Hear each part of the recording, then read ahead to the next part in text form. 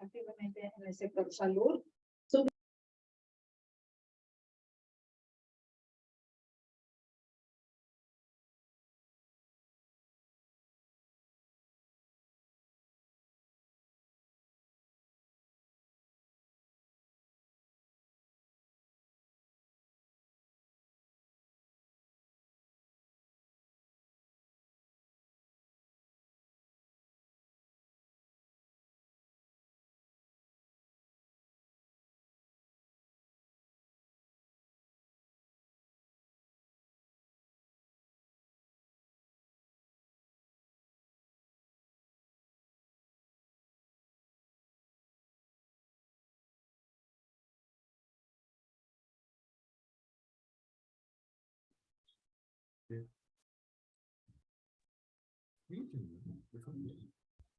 Why is your name Go Aryan?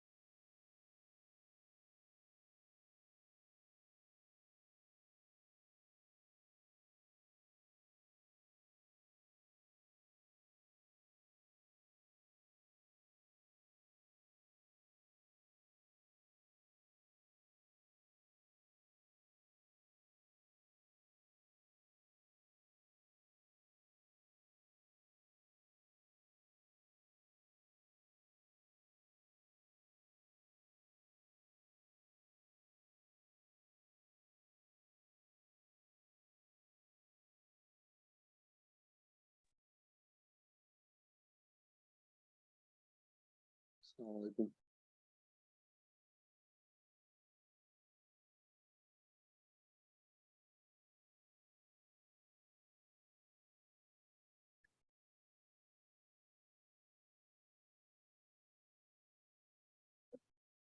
Assalamualaikum. Can everyone hear me?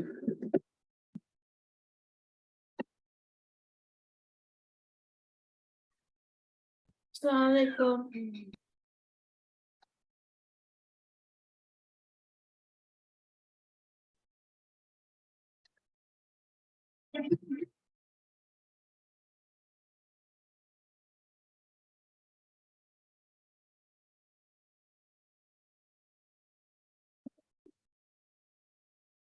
Yes. Assalamualaikum. I can hear you. Okay, so Aryan said can hear. Okay. You can also see the screen, right? Yeah, I can see it. I didn't see it.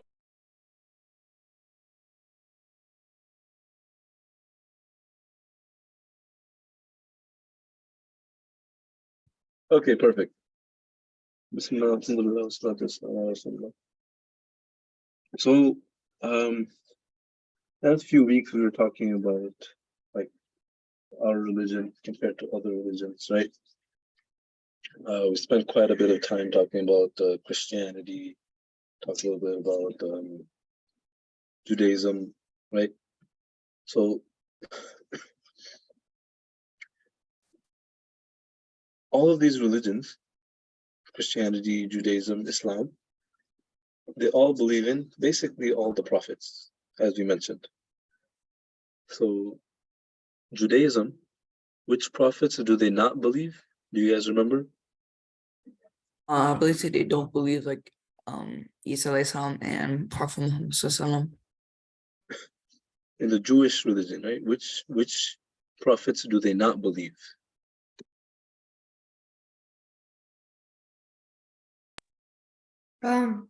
Musa alayhi Does salam. anybody remember? Hudayfa? Who they do not believe? Like They don't, maybe I because I can't don't hear know, you they guys. don't believe in Prophet Muhammad. Let me try to.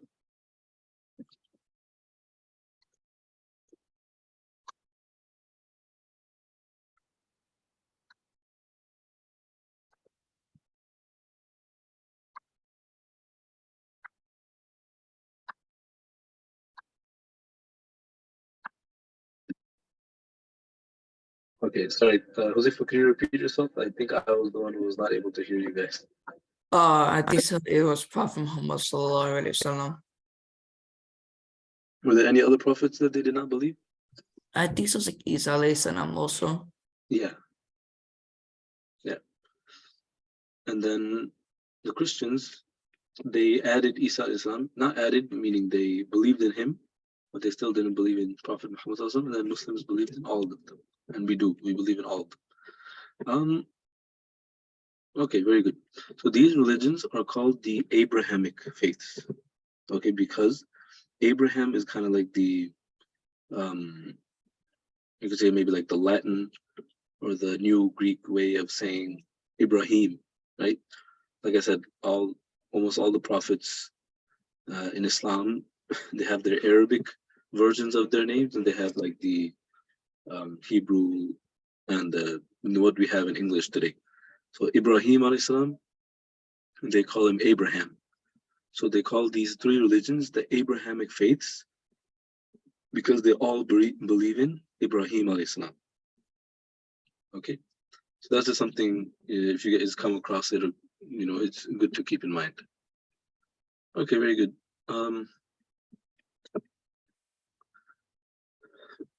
So we talked about the religion.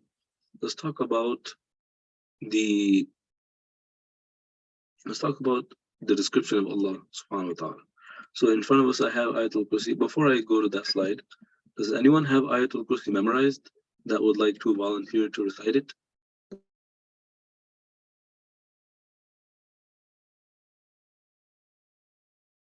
I know, I guess. Yeah, sure, please. Aryan, go ahead. نعم. أعوذ بالله من الشيطان الرجيم. بسم الله الرحمن الرحيم. الله لا إله إلا هو الحي القيوم لا تأخذه سنة ولا نوم له ما في السماوات وما في الأرض من ذا الذي يشفع عنده إلا بإذنه يعلم ما بين أيديهم وما خلفهم ولا يحيطون بشيء من علمه إلا بما شاء وسع كرسيه السماوات والأرض ولا يؤوده حفظهما وهو العلي العظيم. صدق الله العظيم. Very good, mashallah. So this ayah, the reason why I was pretty certain that at least some of you have it memorized because our parents and our teachers, they kind of emphasize this ayah because it has so many benefits. And look at what it's talking about. The whole ayah is just describing Allah. So again, we're talking about how do we understand our God, who is everyone's God, but we are the ones who actually believe in him. So let's go one by one each word and let's explain it. So the ayah starts with the name of Allah. Allah. It's interesting that in the time of the Prophet ﷺ, the Jews and Christians would also call their God Allah. They all believed in that his name was Allah, and they would just say, that Jesus was the son of Allah.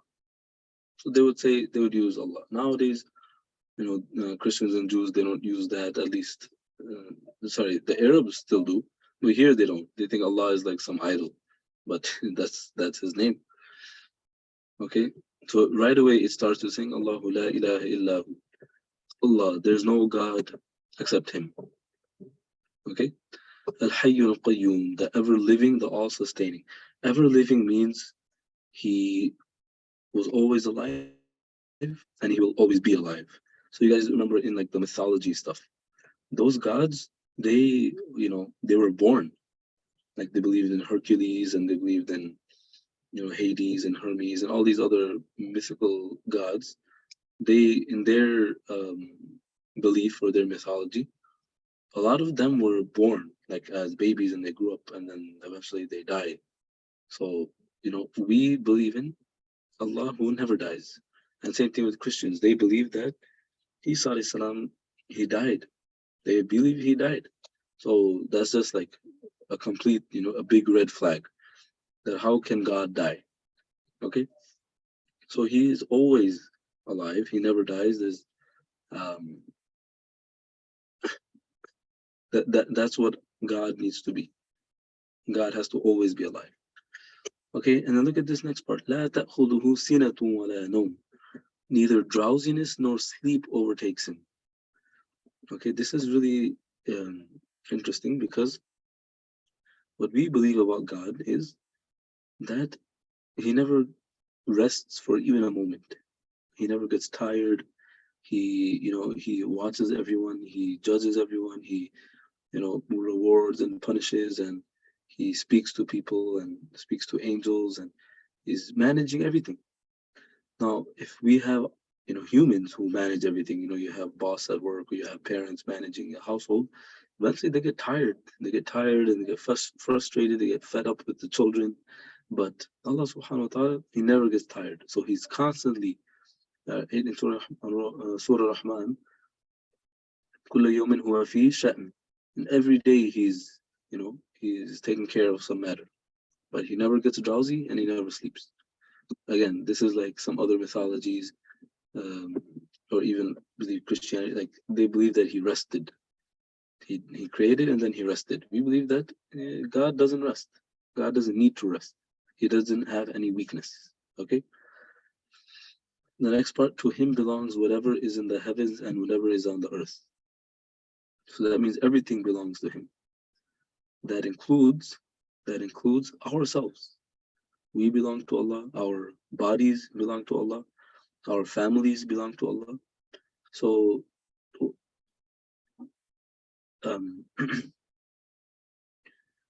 this part of the ayah is really useful when someone passes away. if someone passes away, this part of the ayah, that to him belongs everything, to him belongs whatever is in the heavens and whatever is on the earth. You quote this ayah at times of difficulty and in times when, people pass away. Why do you think, what's the connection between this ayah and, passing away of someone?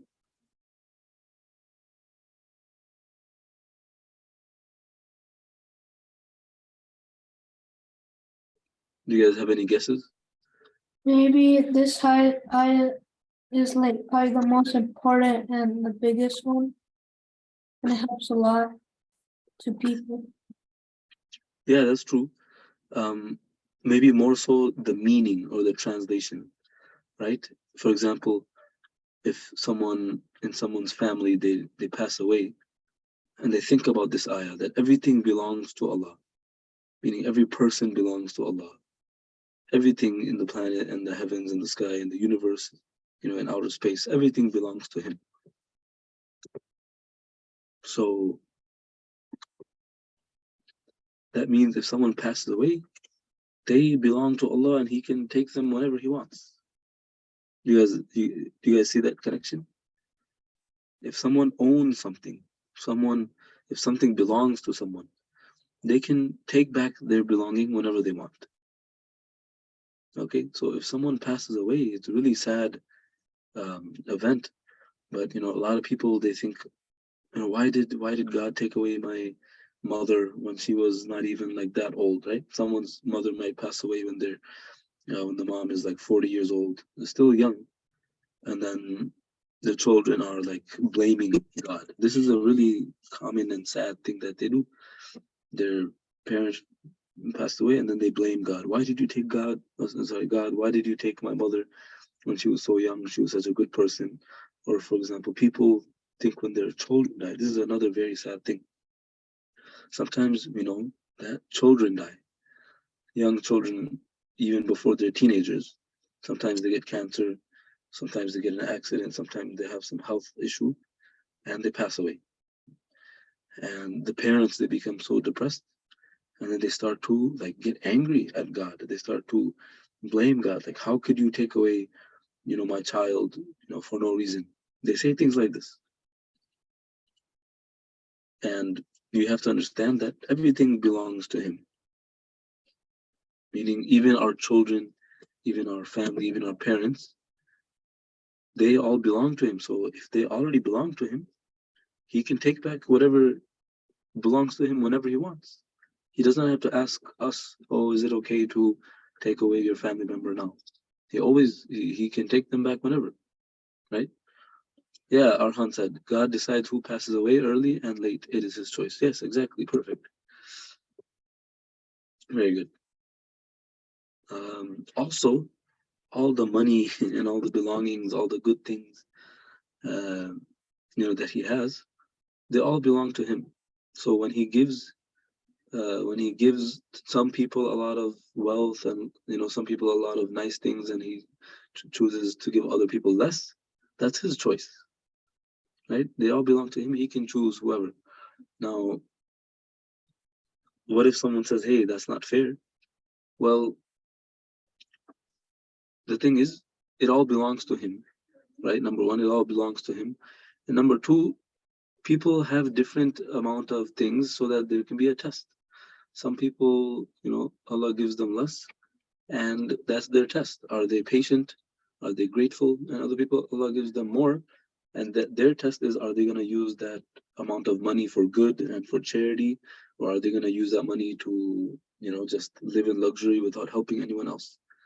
So there's pros and cons to both things. Also, on the Day of Judgment, those people who have a lot of money, they're going to have to do all their accounts. Meaning, imagine like you used so many thousands of dollars throughout your life.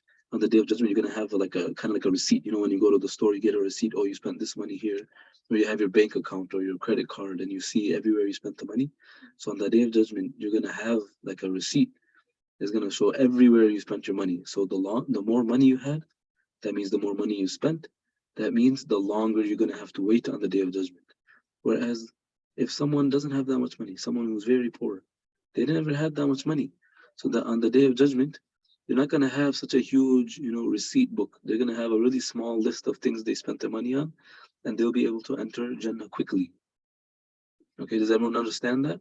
Why some people, the poor people, will be able to enter Jannah quickly?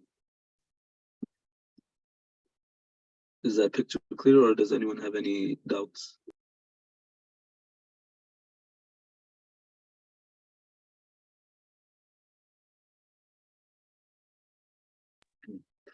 Oh yeah, that's a good point. See, Allah knows everything. He already knows all this stuff. But on the day of judgment, it is for us that He's going to show us everything that we did, or He's going to ask us, and everything that we did, there's going to be, for example, on the day of judgment, if Allah wanted, He could immediately put everyone in Jannah and immediately put all the other people in Jahannam. He could easily do that, right? So why do people have to wait? People have to wait on the day of judgment so that they can, like, they see with their own eyes, what they did and the reward for that or the punishment for that. So it's like a court, if you guys see either in your books or in shows or in real life, you've been to a court, everyone waits their turn, and then the judge calls, people one by one, and then they, tell them whatever they did wrong. Maybe they were speeding or they got in a fight, and the judge, asks them what happened, and then, all those things happen, and then they're dismissed, or they get sent to jail, or they get forgiven, or whatever, and the next person goes. So it's like that. Everything is going to happen in front of everyone else. It's really scary and frightening, but at the same time, those people who don't do anything wrong, or those people who ask for forgiveness, then they have nothing to worry about. On that day, they're going to be chilling on that day. They're just going to watch everyone else, and they're going to be able to go to Jannah. Okay. The next part. من ذا الذي يشفع عنده إلا بإذنه. Who could possibly intercede with him without his permission? So there are some groups of people or some types of people that they will be able to take people out of Jahannam and put them into Jannah. And there will be those people who, like there are people who committed a lot of bad deeds, and they will be supposed to go to hellfire, but there will be other people who will be able to take them out and protect them and put them into Jannah. Do you guys know any examples of some types of people who can do that?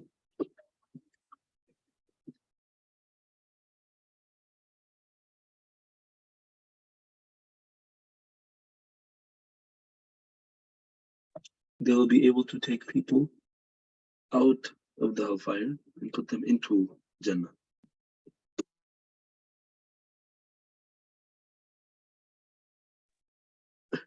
Good, that's one example, right? Then someone who memorizes the Quran, they'll be able to take 10 people. Right? So imagine, like if you, that's why a lot of people want their family members to become a Hafiz, because everyone should try to get to Jannah themselves, right? But there are some people, some Muslims, who maybe they committed too many wrong things and they didn't ask for forgiveness, so they're supposed to get punished for some time in the hellfire.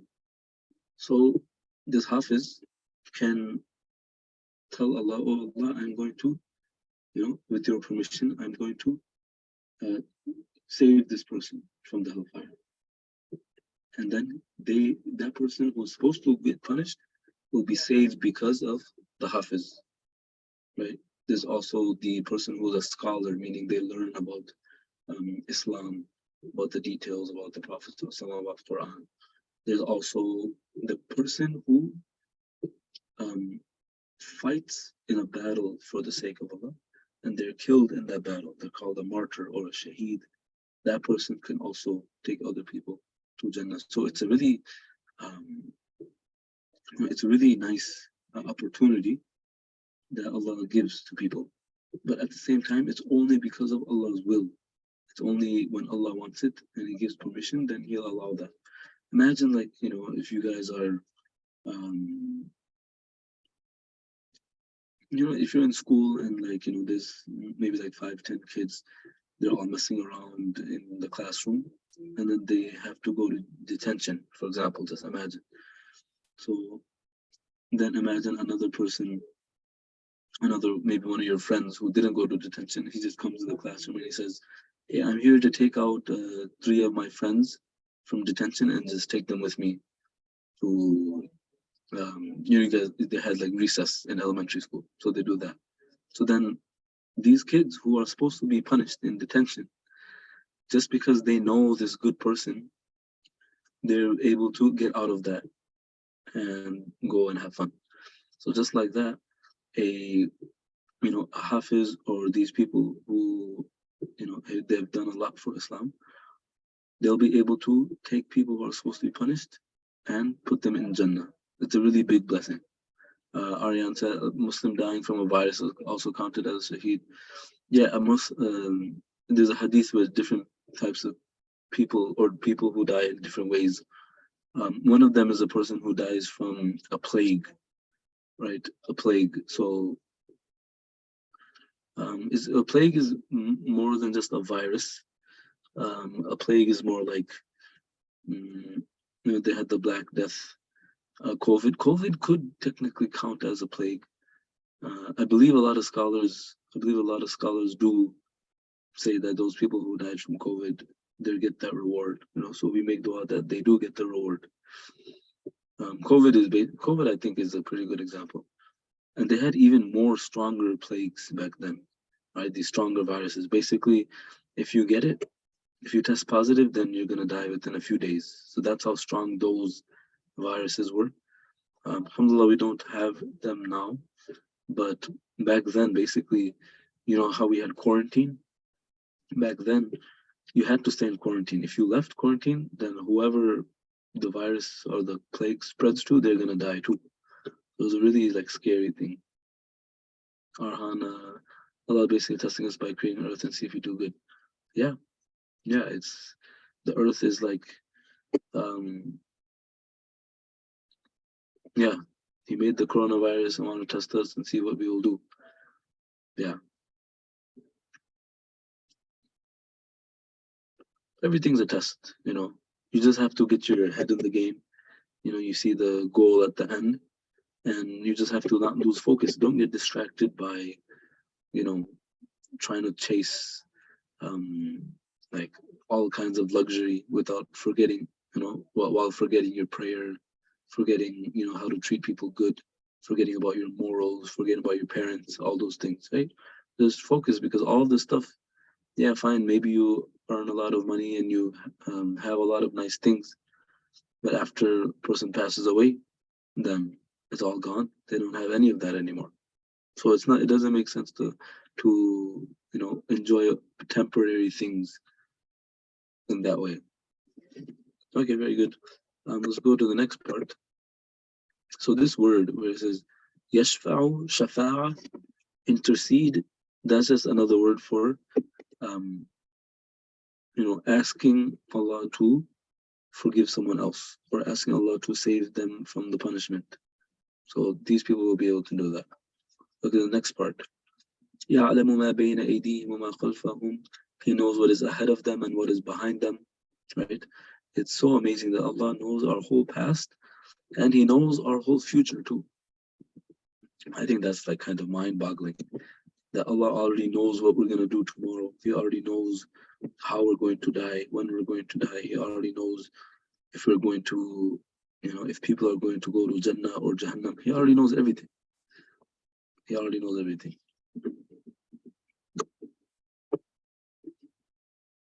وَلَا يُحِيطُونَ بِشَيْءٍ مِّنْ عِلْمِهِ إِلَّا بِمَا شَاءَ. No one can grasp any of His knowledge except what He wills. Meaning, we don't know, we barely know anything, right?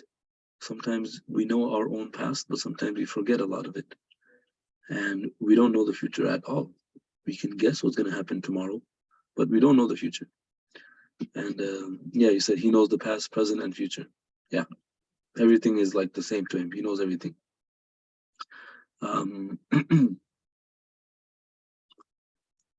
Isn't it scary thought that our Jannah is already predetermined? It can't be changed, right? So basically, this is a very good discussion. If Allah already knows where we're gonna go, right? It's already written. If we're gonna go to Jannah or Jahannam, then what's the point of doing good deeds and praying and staying away from haram? So the thing is, one thing we have to understand, just because Allah knows where we're gonna go, doesn't mean He is forcing that. Doesn't mean He's forcing us to do anything, right? We have the choice to do good or to do bad, to obey Him and worship Him, or disobey Him and follow our own desires. We have that choice, and based on that, we'll get rewarded or punished. But still, Allah, He knows everything, so He knows what we're gonna do, but He's not forcing us. He's not forcing us to. He's not forcing us to do anything. Okay, it's a little tricky. A lot of people get confused with this, but all you have to understand is, just because Allah knows everything doesn't mean He forces everything, right? Yeah. Let's see.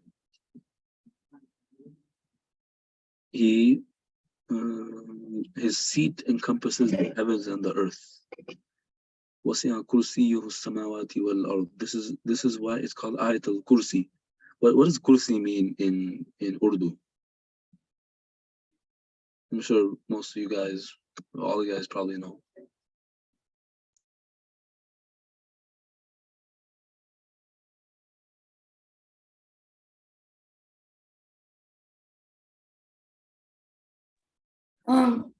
A chair. Yeah, a chair. So but in here, it doesn't necessarily mean a chair. There's like different translations, because we know Allah has a throne, right? A throne, just like a king has a throne that a king sits on. But this is different. The word for throne in Arabic is arsh, and that comes in the Quran and other places. But here, the word kursi is used. So one thing we have to remember how we talked about like these Greek mythologies and how the gods are like fighting and eating and having family and sitting and sleeping and standing and walking, everything. That's what they describe the gods do. But we don't like, it's really hard, but we can't picture Allah as being like a person having two eyes and a nose and a mouth and face and standing on two legs. We don't imagine Allah like that, because we don't know what He looks like, and there's nothing similar to Him. Meaning He speaks, right? Allah speaks, but it's not that He speaks, He needs like a tongue and a mouth to speak. And He listens and He sees, but He doesn't need eyes and ears. He is beyond our imagination. And it's really hard to understand, but that's all you have to know. He is beyond our imagination.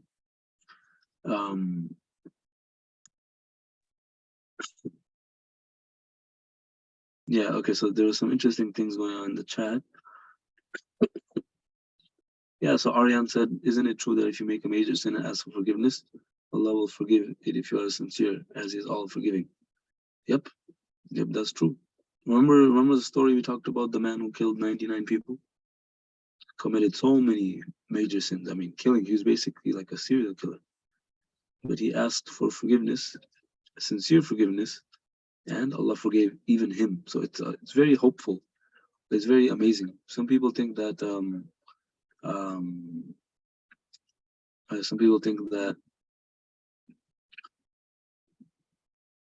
Allah is like being harsh by punishing people. But that's not true. He only punishes those people who do so many bad things and they don't ask for forgiveness, right? And even then, if Allah wants to forgive them, He can. So sometimes He forgives even people who don't ask for forgiveness. But if someone asks for forgiveness, then Allah will for sure forgive them, right? So anyway, back to this part about the seat.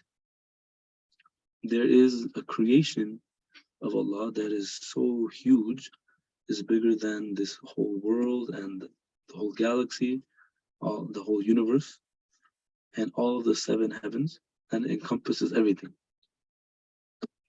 right? And it says that it is his seat, but we don't believe that he sits on it like how we sit on it, how we sit on chairs. How he does that, we don't know. It's beyond our imagination. And then lastly, وَلَا يَؤُودُهُ حِفْظُهُمَا وَهُوَ الْعَلِيُّ الْعَظِيمُ. The preservation of the both does not tire him. Meaning, it's similar to the beginning of the ayah. Taking care of, imagine if you're taking care of a home, or you're just taking care of a family.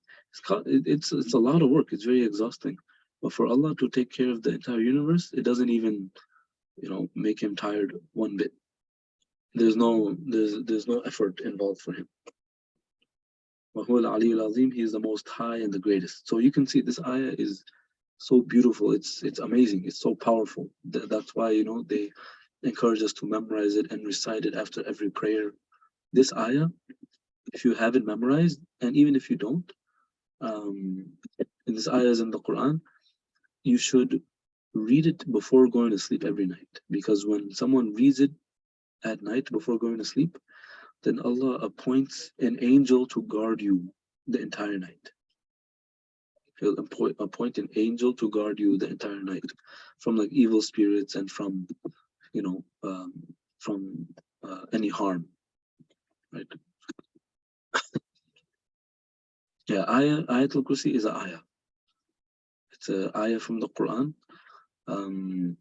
So a dua is something that is like you're asking Allah for something.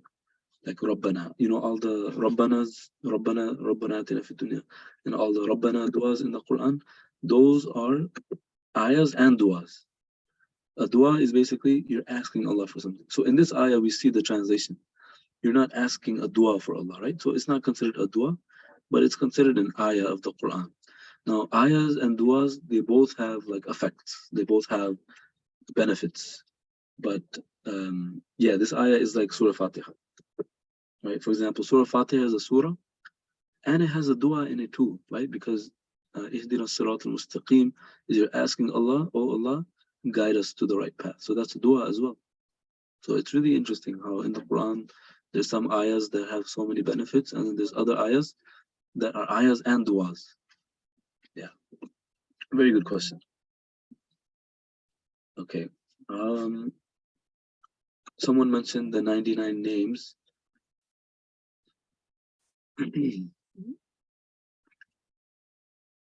Yeah, it looks like Arhan is on a roll with a lot of statements and facts. So about the 99 names, it's really interesting you mentioned that, because that's the next thing that I was going to talk about. Does anyone have all 99 names memorized?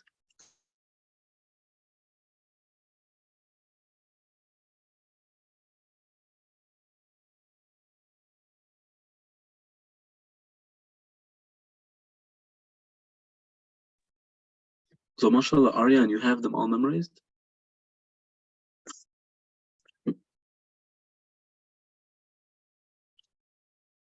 Mashallah, very good. Yeah, it's really beneficial to memorize them. Maybe next week I can remind you guys of the benefits, but there's so many benefits. So today I'm not gonna mention, so you can see here's a list of all of them. I'm not going to explain every single one, but I will explain the maybe the most well-known ones, and certain ones I'll explain. So Aryan has a suggestion. Could you set us to practice like 10 a week? Most of them by the end. That's a really good idea. Actually, one of my teachers did that when I was in the summer Islamic school. Every week we had to memorize 10. I think it was actually every few days. So within a few weeks we had all 100 memorized, and it becomes really easy if you break it up like that. Okay. So I think that's a good idea. How about in the WhatsApp group chat with your parents? I will send the first 10, or if you guys you want to take a screenshot, or if you guys have any list like this where you can memorize them, then we'll just do 10, right? So I think let's do this. Let's, by next class, have the first 10 memorized, okay? And I'll send the first 10 to you, either through email or to WhatsApp, or I'll have your parents inform you of them. But I think that's a good idea. 10, 10, 10. Even if it's so little that even if you memorize like 1 or 2 a day, which is just 2 words, then you can have them memorized by the end of the week. Yeah. So I don't want to give you guys like such long, homework assignments, because I know, this class is just once a week and it's on the weekend and you guys are busy with school. So I try to put as much content in the lesson so that if you guys attend, then inshallah we'll all benefit. But this thing I think is really beneficial. Yeah. Yeah, so I don't want to add to that. All right. So let's go, let's explain some of them. So Bismillahir Rahmanir Rahim. The first 2, it's beginning of the Quran, beginning of every surah, beginning of everything we do. Bismillahir Rahmanir Rahim. So Rahman and Rahim, these 2 names, commonly translated as merciful or beneficent, compassionate, right? Most merciful and entirely merciful, right? Yeah. So what does this mean, right? These 2. This means that you are kind to people. This means that you show them. There's a lot of. Oh, that's a really good observation, Aryan. So Rahman and Rahim. So just like most merciful and entirely merciful, or there's sometimes the most merciful and the especially merciful. So Ar-Rahman is the mercy and the compassion and the kindness that Allah shows to everyone and everything. And He shows to non-Muslims and Muslims, because even non-Muslims He is very kind to, right? Because there are many non-Muslims who eat good and who have nice things and have a comfortable life, even though they disobey Allah and they don't believe in Him. So He still treats them with kindness in this world. So that's part of this first name of Allah, Ar-Rahman. And then you have Ar-Rahim. This one is the specific type of mercy and compassion that Allah shows to the believers, and especially on the Day of Judgment.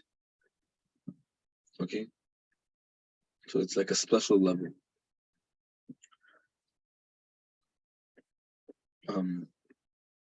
Also, it's really interesting. Allah subhanahu wa ta'ala said that He's divided His rahmah. Rahmah is the root word. So it means like mercy or His compassion, His kindness. So Allah has divided His kindness into 100 pieces, 100 parts. So imagine Allah divided His mercy into 100 parts, and He took one of those parts and He put it on planet Earth. So all of the kindness that we see in the world, or that we experience from our parents or from friends, from strangers, or that even animals, see the next slide, even a little kangaroo baby in the pouch, even the kindness and love and care that the mother kangaroo shows to the baby kangaroo, all of that is just part of that 1% of Allah's mercy which He put on the earth. I think that's amazing. And Allah still has 99% of His mercy that He is saving for the Day of Judgment. So on the Day of Judgment, He will, forgive so many people that need to be forgiven.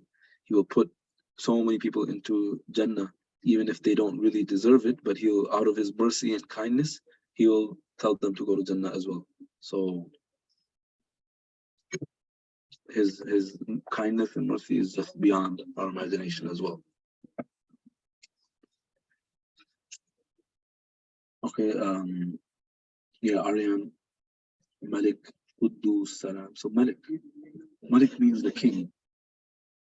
So Allah is, we say like your majesty, or your, what else do they say? Your highness, right? So Allah is the king, and a king his rule, and a king has his kingdom. A king has his power and strength. So Allah subhanahu wa ta'ala is the supreme king above all kings. It's similar to this Malikul Mulk. Malikul Mulk. It's kind of similar, but Malikul Mulk means the one who owns everything, owns the entire dominion. Right? So Malik, the king. Quddus, pure, means there's no defect. There's nothing wrong. There's no defect or any deficiency in Allah. Salam, peace. Salam is interesting because we say like Assalamu alaikum to people, right? That's a dua. So to be that you wish everyone to have peace. So Allah subhanahu wa ta'ala, He is the one who gives peace. And that's why we don't say Assalamu alaikum to Allah. He already is As-Salam. So you don't say Assalamu alaikum to Salam, right? That would not make sense. So that's why in prayer, what is the last dua we read when we're sitting in tashahhud?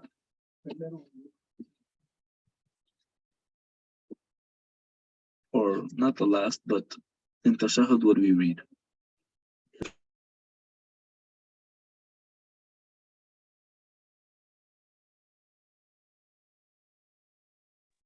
Anyone know what it's called? Yeah, ashhadu. It's close. At-tahiyyat. You guys probably rings a bell. At-tahiyyatu lillah. Yeah, so it's an interesting thing that at the time of the Prophet ﷺ, the companions, sometimes some of them would say Assalamu alaikum to Allah. And then the Prophet ﷺ said, no, don't say Assalamu alaikum to Allah because He is already As-Salam. Salam, peace, is already one of His names. So don't say peace be upon you to Allah. Say At-Tahiyyatu lillah, meaning greetings. You are greeting Allah. That's what that means. So that's why we say At-Tahiyyatu lillah.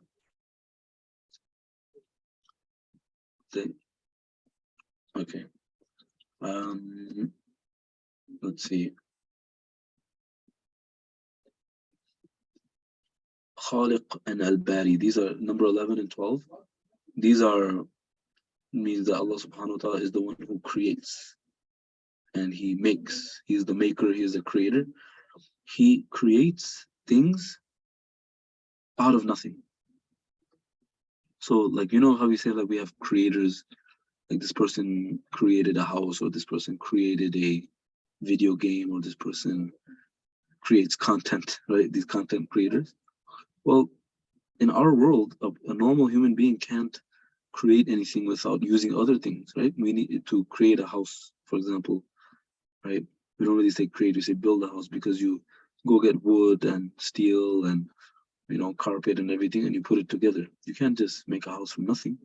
But Allah subhanahu wa ta'ala, He doesn't need any material or tools or anything. Just out of thin air, out of nothing, He can create. And that's what He did. Before all the creation, before the universe, there was nothing. And then He caused everything to exist from that nothing. Okay, so we did like some of the first few, right? The rest we're gonna do next week. So we'll go through all these, and it's gonna be really amazing because we're gonna see how Allah subhanahu wa ta'ala is described. And by the end of next week, we should have a pretty good understanding of what we believe in regarding Allah subhanahu wa ta'ala. That our God is so perfect, He is so amazing and kind and loving compared to any other description of other religions, right?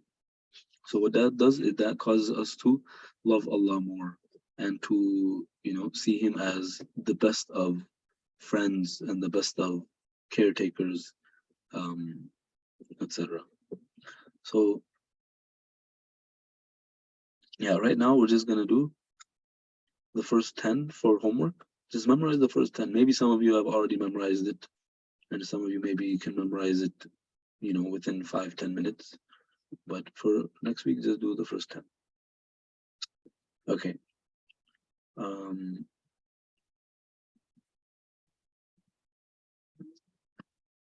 Yeah, and if you want to search up the translations for them, maybe they'll help you memorize them. or there's actually a lot of YouTube videos of that person, reciting them. So that helps too. Listening really helps. Okay. Any questions?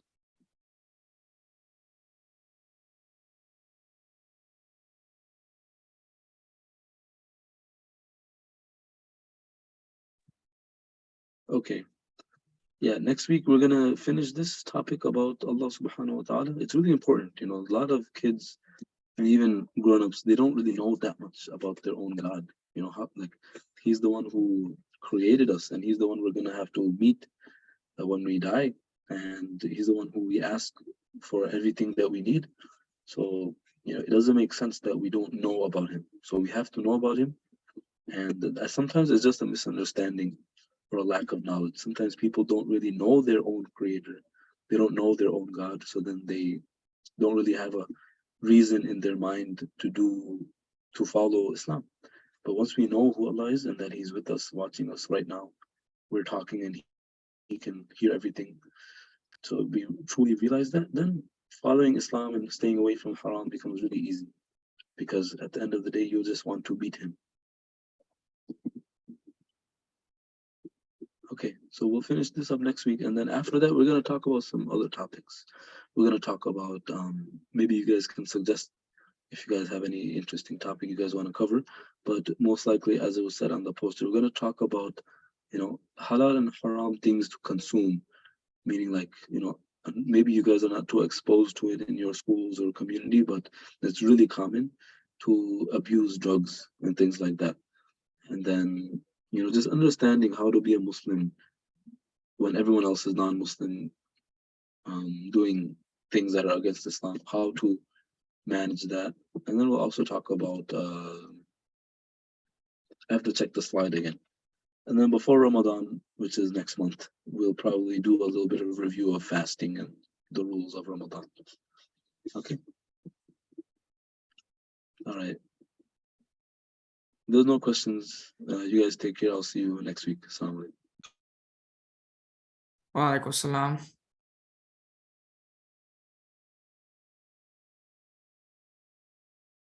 Allah Hafiz.